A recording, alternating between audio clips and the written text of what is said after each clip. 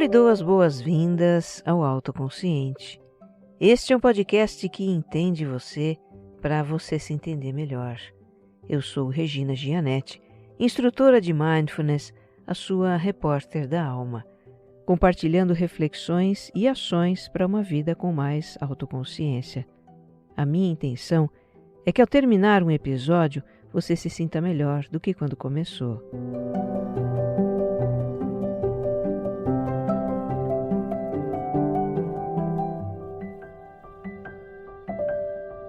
Para você que escuta esse podcast pela primeira vez, o Autoconsciente é quinzenal e é também serial. Ele tem uma sequência em que os temas vão se aprofundando.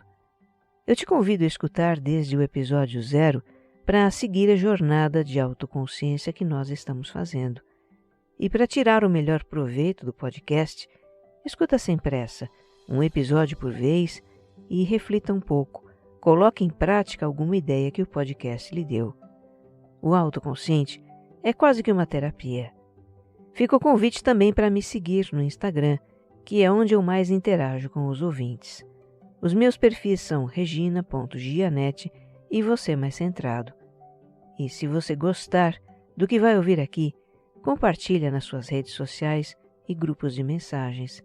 O que faz bem para você pode fazer também para muito mais gente.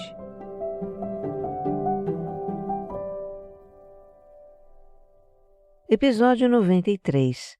Precisamos ter autocompaixão.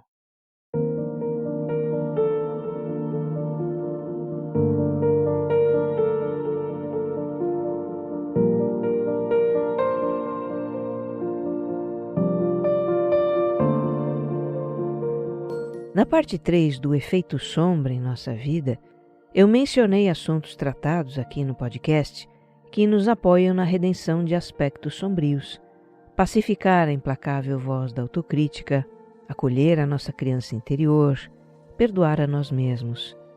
Em todos esses episódios está implícito o elemento da autocompaixão. E neste episódio eu quero aprofundar esse assunto em que várias vezes eu toquei mais de passagem. Quem me conhece sabe como eu amo esse assunto.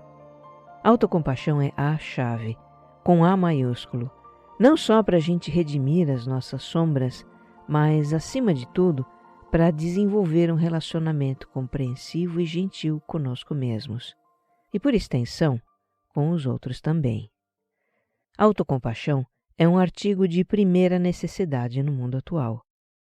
É um mundo que nos faz muitas cobranças, nos adequar a padrões estéticos de desempenho no trabalho, ser produtivos, estar bem informados e atualizados, ter opinião para tudo, nos adaptar a mudanças, não nos deixar abater pelos fracassos e problemas, sempre pensar positivo e seguir em frente, equilibrar vida pessoal e profissional, ser bem resolvidos, politicamente corretos, competitivos, assertivos, populares.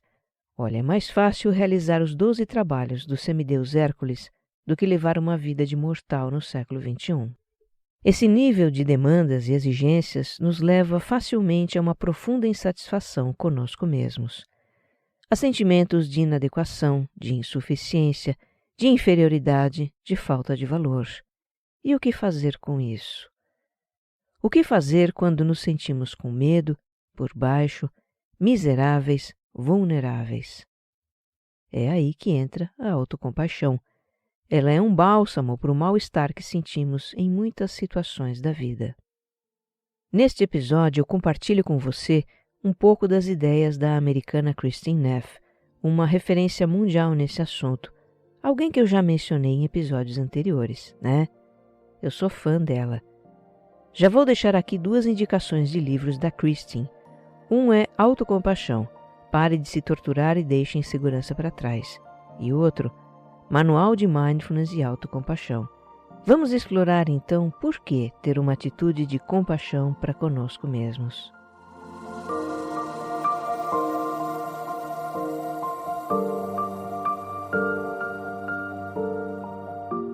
É bom alinhar aqui entre nós o que é autocompaixão.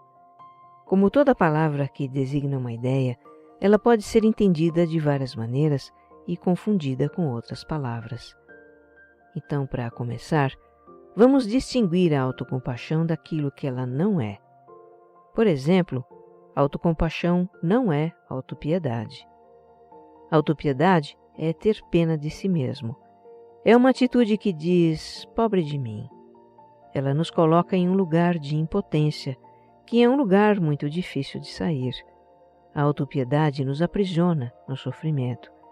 E a autocompaixão não. É uma atitude que nos tira do sofrimento. A autocompaixão também não é autoindulgência. A autoindulgência é uma atitude que diz, eu estou sofrendo, então vou me dar um prazer para me sentir melhor. Vou devorar uma caixa de bombons, vou comprar uma roupa nova, vou me fazer um agrado. Então veja, ao compensar um sofrimento moral com o prazer, nós estamos só tapando o sol com a peneira. O prazer dura pouco e quando acaba, o sofrimento continua lá. Já a autocompaixão realmente alivia o nosso sofrimento. A autocompaixão também não é autocuidado. Autocuidado tem a ver com suprir necessidades que temos, de conforto, de bem-estar. Tem a ver com cuidar da saúde, do corpo, se preservar, descansar.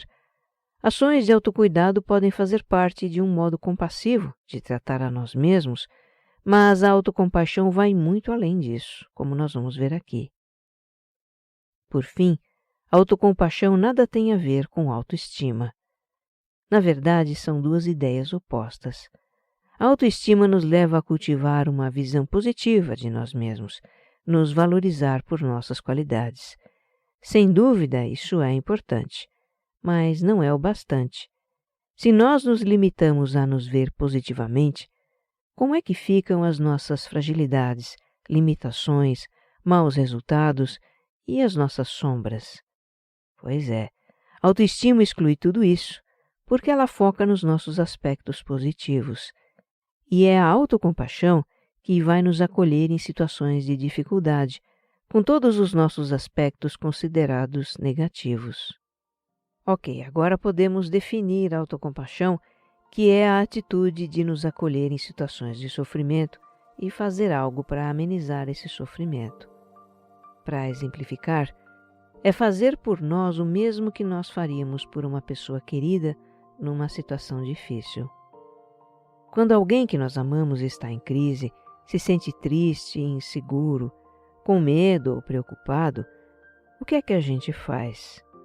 Apoia a pessoa. A gente diz algo do tipo, eu sinto muito, eu estou aqui com você. Isso transmite segurança, faz a pessoa sentir que ela não está só. Se a pessoa está se julgando e se culpando por algo que ela fez, a gente diz, não fala assim, você está sendo muito duro com você mesmo. Todo mundo erra, não se cobre tanto. Enfim, nós buscamos confortar a pessoa com a intenção de amenizar o seu mal-estar, para que ela se sinta fortalecida e enfrente aquela situação, não é? Pois a ideia de autocompaixão é fazer as mesmas coisas para nós mesmos.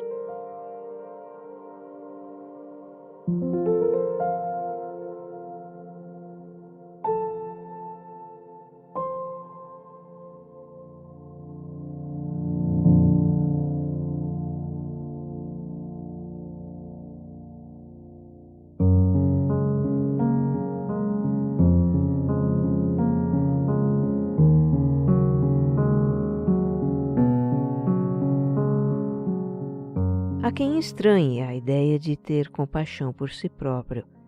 É o mesmo tipo de estranhamento que se tem com relação ao auto-perdão. Muita gente não compreende o ato de perdoar a si mesmo porque na sua ideia de perdão são necessárias duas pessoas, a que perdoa e a que é perdoada. Seguindo essa lógica, na ideia de compaixão também haveria duas pessoas, a que conforta e a que é confortada. Mas, como a Christine Neff nos explica, nós podemos sim ter uma atitude de compaixão para conosco mesmos, e isso tem um efeito real. Isso foi estudado, existe uma ciência da compaixão. Desse ponto de vista científico, então, qual é a explicação? No nosso cérebro existe uma região que poderíamos chamar de sistema de apego e cuidados, que é comum a todas as espécies de mamíferos. Esse sistema é o que cria e mantém um vínculo afetivo e de proteção entre genitores e filhotes. Esse vínculo é crucial para a preservação da espécie, porque filhotes mamíferos são muito dependentes de cuidados, levam um tempo para amadurecer e ser capazes de sobreviver por conta própria. Nosso cérebro e corpo têm a capacidade inata de dar e receber cuidado. Isso é parte da nossa herança genética, diz a Kristin Neff. E isso se aplica não só ao relacionamento entre pais e filhos, mas qualquer outro tipo de interação humana, entre parceiros amorosos, entre amigos, entre estranhos, até mesmo entre humanos e animais. Nosso cérebro foi projetado para perceber o sofrimento de outro ser, para ser tocado por esse sofrimento e se motivar a amenizar esse sofrimento. E quando nós temos essa atitude de compaixão, olhamos o outro nos olhos, tomamos a sua mão, dizemos algo para confortá-lo, o sistema de apego e cuidados de ambas as partes é ativado e existe a liberação do neurotransmissor ocitocina, poeticamente chamado de hormônio do amor. Em quem está sendo confortado, essa substância provoca uma sensação de segurança, conexão, relaxa e ameniza os efeitos do estresse. E em quem conforta, a sensação também é muito boa, aquece o coração, eleva a nossa vibração. É uma experiência de amor. Até aqui isso explica como a compaixão funciona entre duas pessoas. E como funcionaria a compaixão para conosco mesmos? Do mesmo jeito. Tanto faz para o nosso cérebro se um toque suave em nossos braços é dado por outra pessoa ou por nós mesmos. Tanto faz se recebemos um abraço de alguém ou se abraçamos a nós mesmos. Para o cérebro, é indiferente se lhe chegam palavras de conforto ditas por alguém ou por nós mesmos. Ele simplesmente reage a esses estímulos, acionando o sistema de apego e cuidados e liberando ocitocina, o que alivia o nosso estresse e nos traz algum conforto. Então essa é a visão da ciência sobre autocompaixão. E temos também a visão filosófica, espiritual. Voltando ao exemplo do auto-perdão, ao questionamento quem perdoa, quem é perdoado. Se na nossa visão dualista, segundo a qual tudo tem dois lados, a gente considerar que nós temos um lado luz e um lado sombra, um lado divino e um lado humano, então temos tudo o que é preciso para o auto-perdão acontecer. Somos o eu divino que perdoa o nosso eu humano. A visão dualista também pode nos ajudar com a autocompaixão. Somos aquele que sofre e também aquele que se compadece do sofrimento. Somos quem necessita de conforto e quem pode confortar. Temos tudo de que precisamos para a autocompaixão. Assim diz a Kristin Neff. A autocompaixão é um dom disponível a qualquer pessoa disposta a se abrir para si mesma. Quando desenvolvemos o hábito de ser bons para nós mesmos, o sofrimento se torna uma oportunidade de experimentar o amor e a ternura internos. Podemos acalmar e confortar a nossa própria dor, assim como uma criança se acalma nos braços da mãe. Não precisamos dos outros para responder com cuidado e compaixão, para nos sentirmos dignos de amor. Não precisamos olhar para fora de nós para encontrar a aceitação e a segurança que almejamos. Isso não quer dizer que não precisemos de outras pessoas. Claro que precisamos. Mas quem está na melhor posição para saber o que você realmente sente? Quem mais pode saber a extensão da dor e do medo que você enfrenta e saber do que você mais precisa? Quem é a única pessoa na sua vida disponível 24 horas por dia para lhe fornecer cuidado e bondade? É você. Temos um compartilhar aqui que reforça que sim, podemos nos dar aquilo de que precisamos. É o compartilhar do Oliver. Por medo de ficar só, ele se doou completamente no relacionamento amoroso, deixando de fazer coisas que eram importantes para si mesmo e nem percebia o quanto ele era abusado. No momento em que o Oliver deixou de ser interessante para o companheiro, então ele foi abandonado. E aí não teve outro jeito se não aprender a dar a si mesmo o amor e o cuidado que ele tanto dava aos outros esperando ser amado. Não foi um processo fácil, mas entendi que eu precisava me amar, me abraçar, me cuidar. Aprendi a ter autocompaixão cuidando de mim, ele diz.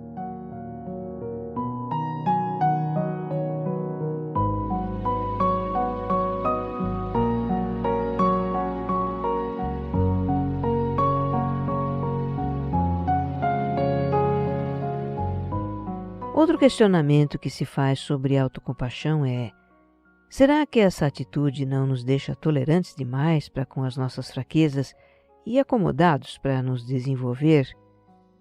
O que está por trás desse questionamento é a ideia de que precisamos ter uma autocrítica forte, senão ficaremos preguiçosos e nunca iremos crescer.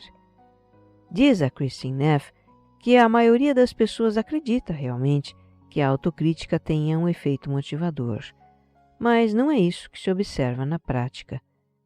Pelo contrário, as críticas que fazemos a nós mesmos quando estamos em dificuldades aumentam o estresse e abalam a confiança em nós mesmos. E sem autoconfiança, fica ainda mais difícil superar as nossas dificuldades. Ela dá um exemplo do efeito moral das críticas. Imagine que uma amiga querida conte para você, muito chateada, que levou um fora do namorado, e que você responda para ela: mas também, o que você queria? Você é chata, sem graça, feia e, para piorar, está 10 quilos acima do peso. Só podia acabar levando fora. Bem, ouvindo isso, você pode estar pensando: que horror! Imagine que eu diria algo assim para uma amiga. Bem, para uma amiga não, mas para si mesmo, você poderia sim dizer isso e muito mais. É a tal da autocrítica. Que efeito têm as cobranças e julgamentos ácidos, exagerados e injustos que fazemos de nós mesmos? Eles nos motivam a dar a volta por cima ou nos jogam ainda mais para baixo? Eu nem vou responder. Em vez disso, eu vou contar o testemunho da Sandra. Ela sempre se cobrou ser uma pessoa forte e incansável, que tem que saber tudo e ter resposta para tudo. Quando as coisas davam errado, ela conta, eu achava que foi porque eu não falei o que deveria ter falado, não fiz o que deveria ter feito, não ajudei como deveria ter ajudado. Roí as minhas unhas com muito sentimento de culpa. Minha autocrítica me machucava muito. Por ser muito crítica comigo, eu não me achava boa o suficiente, e então tentava agradar, muitas vezes contando mentirinhas, não dizendo o que eu queria dizer. E isso também me feria. Depois de mais de 40 anos ferindo a si mesma, a Sandra ouviu sobre autocompaixão, se aprofundou nesse assunto, ela foi minha aluna e decidiu ser boa para ela mesma. Começou a se olhar mais, se escutar, a considerar o que ela quer. Recentemente ela teve uma prova do quanto isso mudou a relação consigo mesma. Numa rodada de conversas difíceis com seus superiores, ela foi capaz de colocar o seu ponto de vista com total honestidade, sem mentirinhas, sem a preocupação em agradar e sem ficar se criticando depois. Isso foi uma vitória, ela comemora. Me fez sentir mais forte. Outro questionamento que se faz sobre a autocompaixão é: será que não vamos ficar muito voltados para nós mesmos e deixar de nos importar com as outras pessoas? Bem, segundo a Christine Neff, esse receio tem a ver com o modo de pensar da cultura ocidental, que considera a compaixão algo que se tem para com o outro, diferentemente da cultura oriental, que entende a compaixão também como algo que se pode ter para consigo mesmo. Mas, enfim, o fato é que a autocompaixão não exclui, e sim reforça a compaixão pelo outro. Quanto mais compaixão temos por nós mesmos, mais temos também pelo outro, por uma questão de empatia. Se nos sensibilizamos com o próprio sofrimento e somos movidos a nos confortar, também nos sensibilizamos com o sofrimento do outro e somos movidos a confortá-lo também. Porque conhecemos o que ele sente, sabemos como é estar na situação dele. Isso foi confirmado por pesquisas, como a Christine Neff conta nos livros dela. E para ilustrar, eu trago o compartilhar de outra aluna, a Patrícia.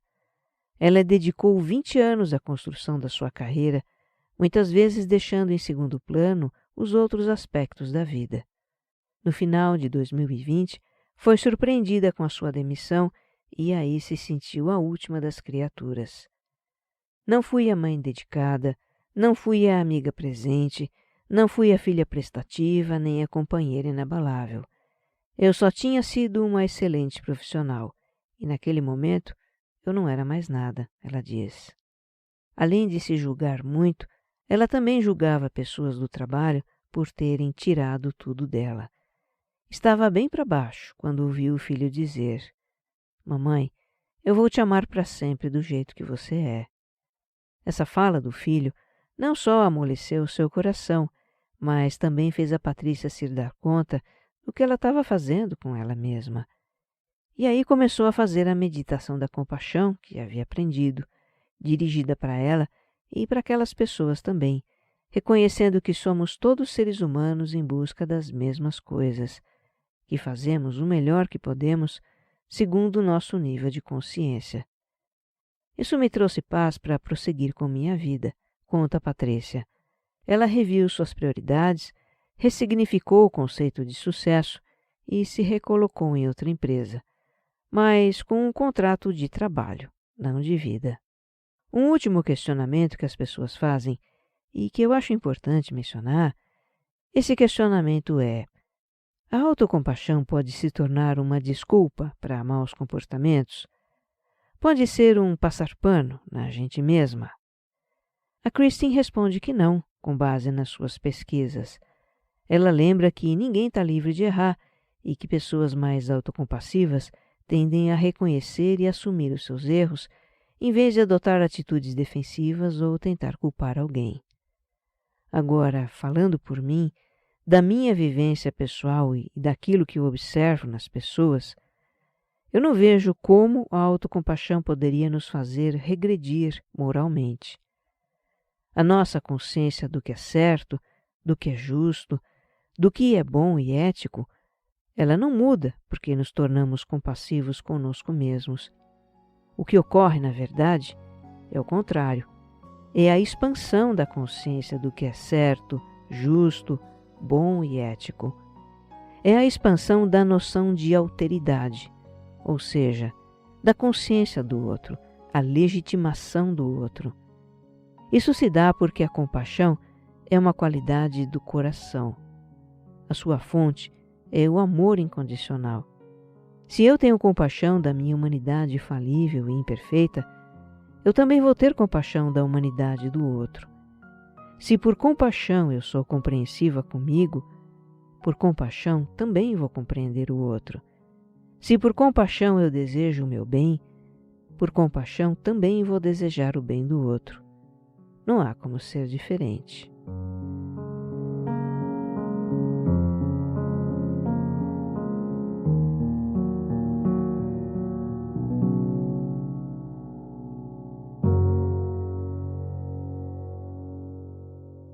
Eu agora compartilho alguns dos meus trechos preferidos do livro da Christine Neff, Autocompaixão. Vamos abrir aspas aqui para ela. Imagine que você está preso no trânsito, no caminho para o trabalho, e um sem-teto pede um trocado para lavar o vidro do seu carro. Você pensa, ele é tão insistente, ele vai me fazer perder o sinal e chegar tarde. Provavelmente só quer dinheiro para bebida ou drogas. Se eu ignorá-lo, talvez ele me deixe em paz. Mas ele não ignora você, que permanece sentado enquanto ele limpa o vidro. Você vai se sentir culpado se não lhe der algum dinheiro e ressentido se o fizer. Até que um dia algo muda subitamente. Lá está você, no mesmo trânsito, no mesmo sinal, na mesma hora. E lá está o homem, com o seu balde rodo, como de costume. No entanto, por alguma razão desconhecida, hoje você o vê de forma diferente. Você o vê como uma pessoa e não como um mero aborrecimento. Você percebe o seu sofrimento. Como ele sobrevive? A maioria das pessoas simplesmente o expulsa. Ele enfrenta esse trânsito e essa fumaça todos os dias e certamente não ganha muito. Pelo menos está tentando oferecer algo em troca de dinheiro. Deve ser muito difícil quando as pessoas são hostis com você o tempo todo. No momento em que você vê o homem como um ser humano real, o seu coração se conecta com ele. Em vez de ignorá-lo, você se encontra, para o seu espanto, reservando um momento para pensar em como a vida dele deve ser difícil. Você está movido pela sua dor e sente o desejo de ajudá-lo de alguma forma. E mais importante, se o que você sente é a verdadeira compaixão, em vez de mera piedade, você diz para si mesmo: eu também poderia estar lutando para sobreviver como ele. Somos todos vulneráveis. É maravilhoso quando o seu coração se abre. Você se sente imediatamente mais conectado, vivo, presente. Agora, imaginemos que o homem não estivesse tentando lavar os vidros em troca de algum dinheiro. Talvez ele estivesse apenas pedindo dinheiro para comprar álcool ou drogas. Você ainda sentiria compaixão por ele? Sim. Você pode decidir dar-lhe um sorriso amável ou um sanduíche se sentir que é a coisa mais responsável a fazer. Mas sim, ele ainda é digno de compaixão. Todos nós somos. A autocompaixão, por definição, envolve as mesmas qualidades. Em primeiro lugar, é necessário que reconheçamos o nosso próprio sofrimento. Não podemos ser movidos por nossa própria dor sem ao menos reconhecermos que ela existe. No entanto, com mais frequência do que se imagina, não reconhecemos quando estamos sofrendo. Somos ensinados a não reclamar, devemos apenas continuar. Raramente paramos para dar um passo atrás e reconhecer como aquele momento é difícil para nós. A autocompaixão, por definição, significa interromper o autojulgamento constante e os comentários depreciativos internos que a maioria de nós vê como algo normal. Ela nos leva a compreender as nossas manias e fraquezas em vez de condená-las. Quando confrontados com a nossa imperfeição humana, podemos responder tanto com gentileza e cuidado, quanto com julgamento e crítica. Uma pergunta importante a fazer é: quais são as qualidades de coração e mente que queremos incentivar em nós mesmos? Temos o poder de viver com alegria e contentamento, respondendo ao nosso sofrimento com bondade. Fecha aspas. Que você esteja bem. Um abraço.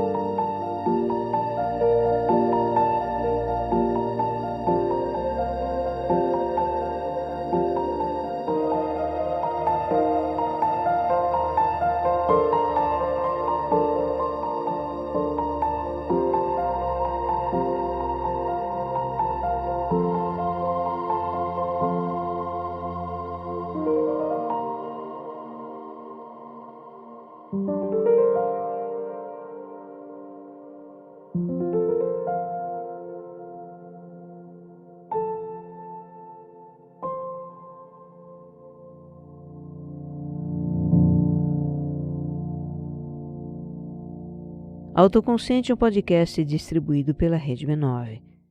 com roteiro e apresentação de Regina Gianetti, edição de som e capas, Jéssica Correia.